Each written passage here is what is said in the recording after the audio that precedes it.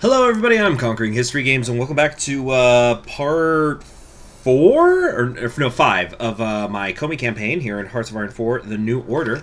So we're just about to finish... Whoa! Excuse me. The Interlude. And I'm putting on a warm button shirt now, because the storms are coming. Okay. Unpause. Italy wins the Italo-Turkish War. Peace in the Middle East, huh? Who would have thought? This ultra-nationalism's really taken off. Okay, let's double-check everything here. We've got an 8-point lead in factional power and a 9-point lead overall in terms of individual influential figures, and a 16-point lead within our own, coalition. So I think we're safe. I think we're going to be okay. Let's, I guess, wait till midnight, see if something happens. The Interlude! The two officers stare at the twisted corpse, his head curled to the side in a sick caricature of curiosity. What must once have been clothes hang to the side, limp and sodden with blood. Around his neck dangles the title, "Social Fascists will not be spared when the revolution comes." The stump of an arm, surely the amputation must have been as recent as it was violent, is tied off and secured with a little party badge. One of Vosnensky's men, perhaps. Officer Timurov nods mechanically to his deputy. "Please note, case type 24D, Class B, physical trauma. Prepare for physical examination back at the morgue. No further instructions." He ambles off for a smoke, and Deputy Sadkov begins to wrap the body in medical gauze. How long have they done this, the two of them? Dance back and forth and back again across the Republic, picking up the shredded remains of life after life to dispose of in as tasteful a fashion as possible. The Political Crimes Division is nothing more than a sick joke, and the officers of its hopeless war jesters in the courts of the powerful. Crimes unseen, crimes unseeable, crimes that are... I feel like I should be doing McConaughey in True Detective Season 1. Just crimes unseen, crimes unseeable. You see, the Republic is just a flat circle, a memory of a democracy you thought you were. Anyway, crimes that are discovered and hastily covered up with some idiot child that might spew up some inconvenient familial truth at the dinner table. Sedkov's hands tremble as he covers the eyes. He's tired, so very, very tired, and yet the charade goes on. Not far from him, Timorovich wonders why there's only been one reported murder case this week. It is a precipitous drop from previous months. He rubs his stubble, and then it hits him like a lead iron socket in the belly. They're preparing for election week, all of them. So, we are now in the Interlude. Very short tree. Here we go. The time has come. Every 5 years, a new president is elected, and every 2 years, a new National Assembly. This election is no different than every other election, high-stake contest for which candidates for the head of the House campaigns to control the Republic and everything valuable within. As per tradition, it is now time to choose our candidate for figurehead of the Democratic Coalition. Each of the three candidates, Vosnesky, Kosygin, and Stalina, will express their positions and why exactly they deserve to be the leader of the Democrats and the people. After, we will select a presidential candidate who hopefully will be the best choice for our nation. Let's get to it. An ultimatum. You want to go to Tukachevsky?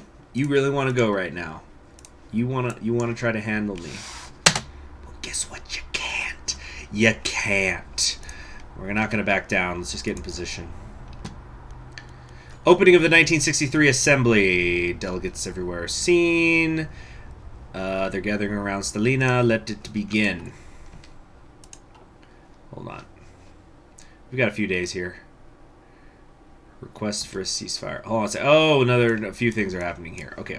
First off, we're going to hit last stand and then say, wait. I'm trying to hit last stand. Last stand, and we will not back down so easily. So, we've got, let's do the brawl first. Another vodka, Comrade Nikolaevich. Are you sure you can hardly walk? We don't win every day now, do we? I'm planning on abusing my liver at least a few times. The liberals need to be shot. These are the communists. Whatever. Stalina's speech. Stalina spoke first, unattached as she was to any political organization. Her message was previsible, yet not unwelcome in these times before the electoral madness visited Skye. It is with great pleasure, as always, to speak to this honorable assembly. I will not bore the esteemed members of the ruling coalition with my life story once more, if only to underline again how this free republic took me in these difficult times for Russia. This gift of freedom and peace, of a place where we can help one another to rebuild our fractured nation, this gift of democracy enduring and untarnished, this gift is one I ardently wish to protect. As this assembly proceeds with the election of a candidate for the presidential elections, I stress to all gathered today, debate the merits of each presidential hopeful. But once a candidate for our coalition is chosen, I implore you to follow them without hesitation. The unity of our coalition is one of our strongest weapons against the radicals that seek to bring our republic to an early end. Boy, my accent is just... it's a moving target. Fuck it. The dogs of the Communist Party, the animals found in Komi's far-right fringes, they care not one whit for our institutions. The Republic must treat this contempt with her own contempt, for democracy must defend itself at any cost. Thank you. Now let the debates begin. What's this request for a ceasefire -40 thing? No idea. Input from the assembly. I know Alexei personally. Deputy Kosiek would be a safe, sane choice. Stalina is a bulwark. She will protect your rights, your freedoms in this country from radicals. Though they are not running, their opinions are just as valuable. Oh, wait, no. This is each of them going it. So, like, Elena is saying, I know Alexei personally. He would be a safe and sane choice. And then Yevgeny is saying, Stalina is a bulwark. She will protect your rights, your freedoms in this country from radicals. Oh, Tukhachevsky, Mr. Red Napoleon. What is happening, bro? Or Red Bonaparte, excuse me, last name. Kosygin's speech. The Germans have squandered the wealth of their nation in fuel and bombs for a terror bombing that has accomplished little. The Reich is going to collapse, and then we can rebuild. And so he's talking about reunification. To Moscow! Which is still not a thing. Man, I hope the New Order team gets on that quickly. I really want to be able, after I've united Russia, to attack Moscow, and then perhaps even Germany, although Germany would just hurl nukes. But at least Moscow, guys. The enemy has been defeated. Time to clean up the corpses. Ah, Tukhachevsky, you're trying far too hard. Flowers, the cemetery, no entourage of bodyguards. Yeah, so Suslov's died, wife died. Death is not the greatest loss in life. The greatest loss is what dies inside while we live. Damn, son. Okay, now the president is speaking. Want my support. We're at a crossroads and I want a new mandate. The time to strike is upon us. Our institutions must be reinforced. So he's just basically saying, status quo, status quo. Come on, guys, let's clap. Status quo, status quo. It is just it's a tough one. The nomination. Okay, let's see who earns a majority. It should be me, right? Let's double check that. There's no reason I should lose, according to these magic numbers. Sedov has become the most influential on the far right. He's just beaten out Gumilyov. Alright, what's gonna happen? Stalina announces opposition! Let's see, Komi is abuzz after the recent announcement over the presidential election. Svetlana Stalina, a prominent elected deputy and founder of the Sovereign Democratic Party, has announced that she will be challenging the current president to a runoff vote. She has repeatedly expressed discontent towards the administration's recent actions and policies and clearly believes she can govern more effectively as president. An idealistic and young firebrand who has overcome her reputation as a splitter, Svetlana Stalina has long opposed extremism in all its forms and prioritizes the stabilization of Komi's often troubled democracy. As leader of the Social Democratic Sovereign Democratic Party, Stalina espouses a largely centrist position within the legislature. The PSD is pro-military, pro-expansion of the police, and explicitly favors reclaiming Russia as soon as possible. Critics of Stalina call her an authoritarian over her party's desire to restabilize Komi's democracy through any means necessary. It remains to be seen if this election bid will be successful for the deputy. Could this be the future of Komi? And at the center of it all, we got a campaign manager here ranting about Jews and small nations. Yeah, so the campaign manager is just going, ugh, what's going on here? Volkov was crucial to getting Shevrik elected. Holiday bonus seems like a good idea. That's just far-right stuff, whatever. The Aryan Brotherhood and the Tsarists are at war, and also at war over here with Breninsky. But this is like the puppet. Stalina secures the nomination. Damn it, I accidentally closed it out. Can I open it again? Oh, nice! I didn't know that was a thing. Oh yeah, I must have clicked this button. Wow! I've been playing this game for years and didn't know that was a thing. Oh my gosh. Now we can clean things up whenever we have multiple events. That is so cool. Just click this little arrow. Thank you, Paradox. Alright. The presidential election grows more complex when it is announced that the primaries have ended in favor of Svetlana Stalina, leader of the Sovereign Democratic Party. With her victory over the current president in the primaries, Stalina has now become the new candidate for election. While some express doubt over Stalina's decision to run in the election, those worries have been squashed as Stalina rallies her supporters, urging them to vote in the polls for a most stable and democratic Komi. Many within Komi suspect that Stalina has already started drafting her first presidential policies. It expects to see large expansions to the military, police, and a more aggressive foreign policy. Extremist politicians on both sides of the aisle have called for their supporters to oppose Stalina's candidacy, and the newspapers and radios have become dominated by fiery debates between politicians and captivating election news. Currently, the polls seem to favor Svetlana Stalina and the Sovereign Democratic Party. Onward to the polls! Yeah, I think we got this. Although, let's see, 21 days, 21 days. It's going to be months, actually, to go before the actual, before it actually starts. Signs from the SMR. So this is the Kosieg grip. You disgusting despots! Alina shouted with a look of visual anger on her face. Although Vozinensky was rightly defeated on the ballot to the elatement of both assembly members, Stalina's nomination deeply upset many in the SMR. Elena was no different. Although she had pledged to defend democracy, was this really who she had to fight for? Was there no true other choice? As upsetting as it may be, Stalina is the only shot we have at keeping the entire system alive, including the existence of your party. Yevgeny tried to console his colleague and friend, yet it seemed to have little effect on her. Idealistic to the end, much like Kosygin himself. She was seemingly unmoving and uncompromising in her direction, that is, until she stopped briskly on a steep street corner. With a deep exhale, she released the tension in her body and turned to face Yevgeny. No matter, I suppose. Kashira. Many in our delegation are very clearly disappointed, but there is nothing they won't do to bring freedom to the peoples of Komi, including supporting Stalina. With a wave goodbye, she crosses the busy street. Yevgeny, with a large grin appearing on his face, laughs happily to himself. Democracy is unbreakable, it seems. Tolerable! But only just. Okay. Great. I wanted them to stay friends. Or, maybe more, but, we'll see.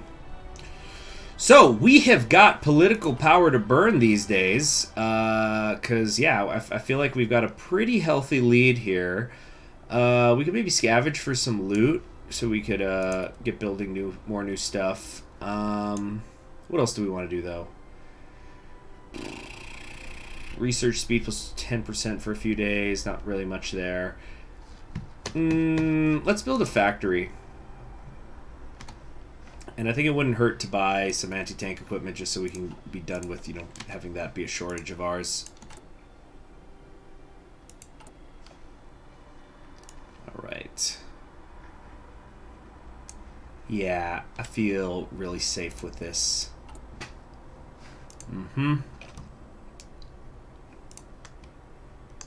Oh. Wait, what's this? Campaigning. Oh, yeah, we can prepare some more raids. Always fun. Hold on, let's get the new thing. Election Day preparations. We will call up volunteers to do their duty to democracy. And, so we need some poll workers. Let's go after Vyatka again. I just like bullying them. This little Tsarist geek, because there's nobody in Komi except for that one fringe guy who's a Tsarist, so it's like, this is the one thing we can unite around. Damage control, this is far right stuff. Fake news, folks.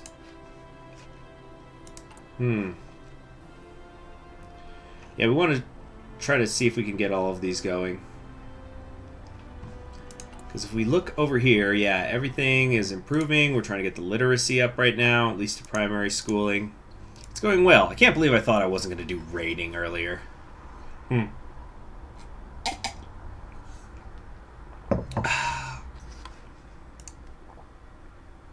By the way, I don't know if I've mentioned this before, but Stalina, she didn't go by that name in real life. In real life, or at least what she was more commonly known by was by Svetlana. There's like 3 L's or 4 L's in it. It's like Alilieva, or something like that. She kind of got around, had several husbands. Was like living in India for a while, where she was with a guy who I think they technically never married. I think she said there was like a law that prevented her from, they couldn't get married in India, but she would just refer to him as her husband. The district, Volkov wasn't sure how to get a majority in the district. He didn't need a majority, just a plurality. Every election is determined by the people who show up. Yep. It's sure like that here in El Paso, Texas. Yeah, because you know, if you were an outsider, they refuse the tribute, and we just massacre them. You know, if you were an outsider, you'd say, well, El Paso, Texas, that's a Democratic city, right? That's what the polling says. Wrong! Because they consistently elect Republicans. I'm not saying that's okay or not. I'm not saying how I feel about it. I'm just saying that El Paso elects Republicans an awful lot for a so-called Democratic city, and the reason for that is that people don't show up to vote. Let's see here. Yeah, until like at this point, just a few weeks ago, we had a Republican mayor who had previously been a Republican congressman. Increase the influence of the Komi Center by a bit. Let's kind of do that at the end if we need to. Calculate the bombing intervals. That's interesting. The Germans are predictable as they are evil. It is no coincidence the bombs always rain down at specific times and more on certain days than other. The Wehrmacht seeks to enjoy their coffee breaks at their designated hours and days and not any other. Any interruption of the election will no longer come from the air. So, we just got to time when it's going to happen. Election day preparations. Oh, Madagascar in flames. Okay, the time's come to prepare for our elections. A lot has to be done. We got to set up polling booths and stuff. We need to make a choice. Oh, wait, hold on a sec. We can make it easier by easing up on registration. Make sure we have enough polling places. Yeah, we need people to vote. Why would we suppress? Oh, because this would decrease the influence. So do we want to increase our influence or decrease their influence? We are going to increase our own. We are a democracy. Centrism. All the way, baby. Salutis order failed. Oh, they didn't give us my anti-tank stuff. There goes German Madagascar. Down here.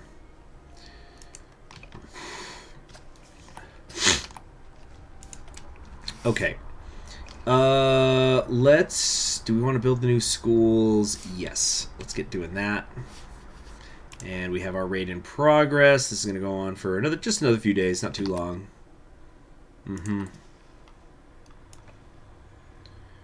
And we're keeping an eye on how all this looks. Yeah, we're good. We're good. And we're only going to get stronger. So I'm going to do protect the people last before we actually go into the unknown. But I'm feeling good about it. Oh no! Why did it turn red? What happened? Let's look at my logistics. What the heck? I just said it. Oh, it was so fast too. What just happened? Yasuda crisis. Oh, there it is. The economic wars. The raid has failed. What the F? Damn it all. That was so quick the way it turned around, though. They did something on the other side of the border. You're going to pay for that, Vladimir. Come on. All right. Let's watch the radicals. The radicals have never believed in the democratic process, even if they prefer otherwise. No. Okay. So we could do every voter deserves to be able to vote safely.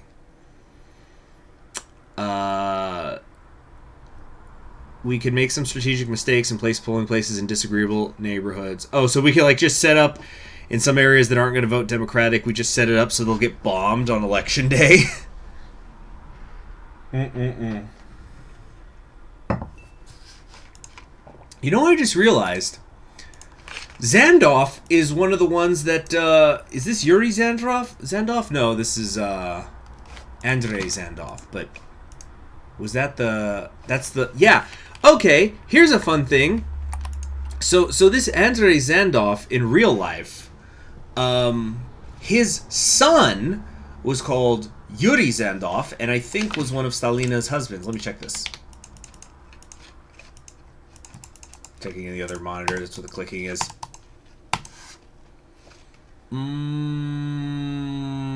Yep. They had a daughter together. So, in another timeline, Zandoff here is Svetlana's father-in-law. Another timeline, our timeline. So that's a fun thing. Okay. Hey, babe, watch the Komi. I'm getting a little bit nervous about this request for ceasefire thing, and now it's at like negative 126 days. So I'm going to keep recording this series today, but what I think I'll do is I might pause it, save it, like in between episodes, save it, and then exit out and come back in, because I don't want something to happen that causes a crash. We could be playing with fire right now. Alright. We need to keep an eye on the radicals. So this one we have to decrease the influence of one or the other of them. I guess the right, a bug in Shavarevik's home. Okay. Yeah, and he's the one who's the like chief of staff or whatever. The campaign manager, I guess you'd call him.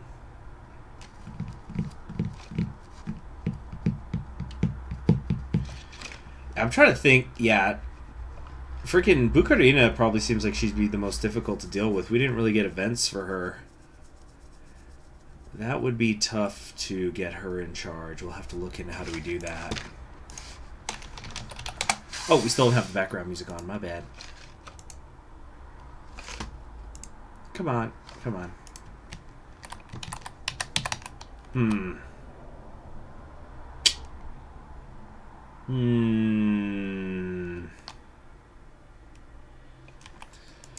We've got some decisions available here. But, yeah, we could just deselect all this stuff. We don't need it anymore. What I gotta do is get looting.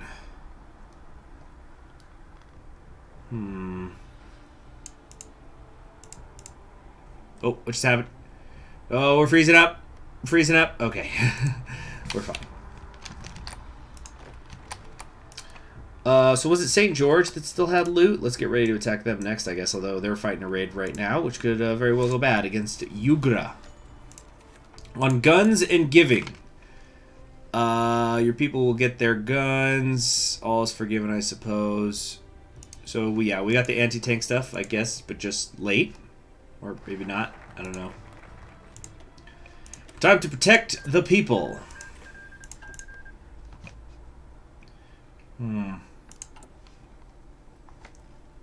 We can just close that. We'll check it again, though, later. So a person should always feel safe in their home, whether from the inside or out. The bandits and thugs have been known to roam the countryside. People cannot vote if they are busy with other things, such as surviving. Therefore, we must embark on a program to cleanse the bandits from our countryside, guard our borders from any foreign incursions, and defend ourselves from the air raids. Only then shall democracy flourish. We're at 25% popularity for Svetlana. Definitely the biggest slice of the pie. The Clash of Shadows seems to be helping me. Even though it shouldn't be. Is that an error? It says we should be losing daily support as well. Or maybe that's just what... Maybe there's like hidden modifiers. I don't know. Wow, only 3% for the Social Democrats. They've been having a rough go of it. I've already played Social Democratic Russia. Look it up. My Russian Republic campaign. Where I went... where, funnily enough, kind of like this, I also went very centrist.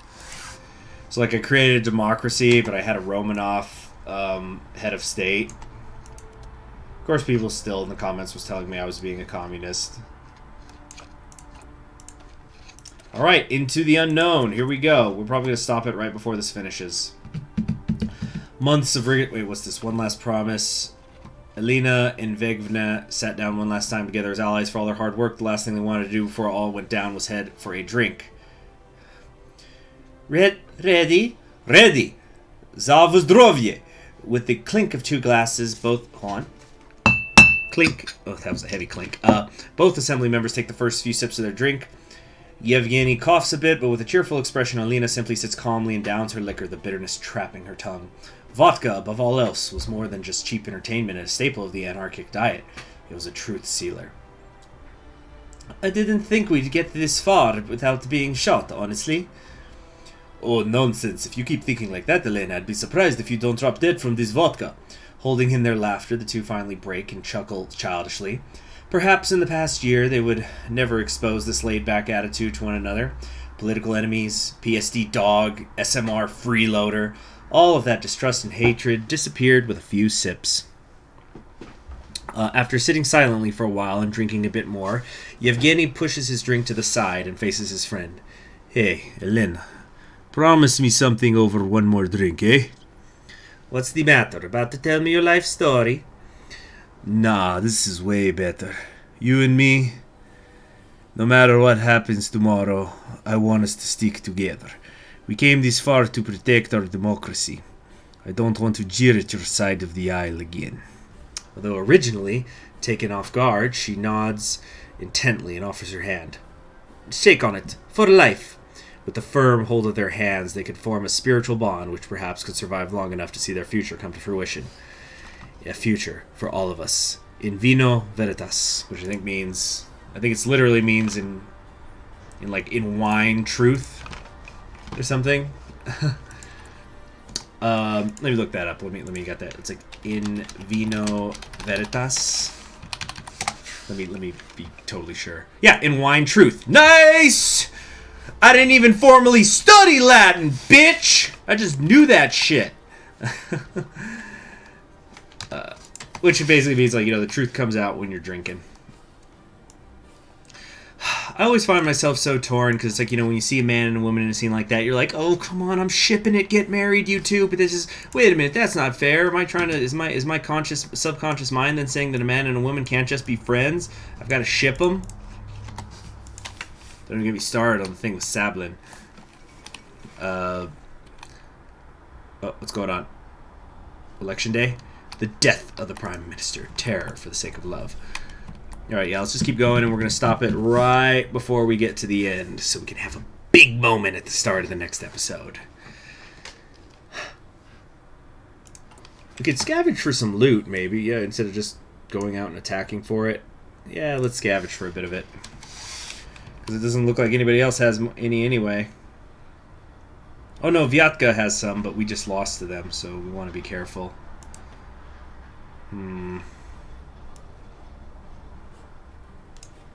Yeah, I don't want to do any of this. Let's close that up.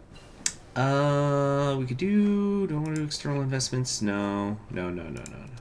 Leave all that be. Okay. Here we go. So today's episode will be slightly shorter than usual, sorry. I just have a flair for the dramatic. Alright, stop there. Let's get a research slot. How's the engineering going? Yeah, we're already working on that. Construction speed. We want horizontal. Yeah. Okay. And with that, I'm Conquering History Games. In the next episode, we're going to have our elections, and then I don't know if there's going to be coups afterwards or what. But hopefully, we'll get Svetlana Stalina on the head of government seat. And, yeah, sorry, Nikolai. I guess you held things together for a little bit, but it's time to move on. You have yourself a good one. Goodbye.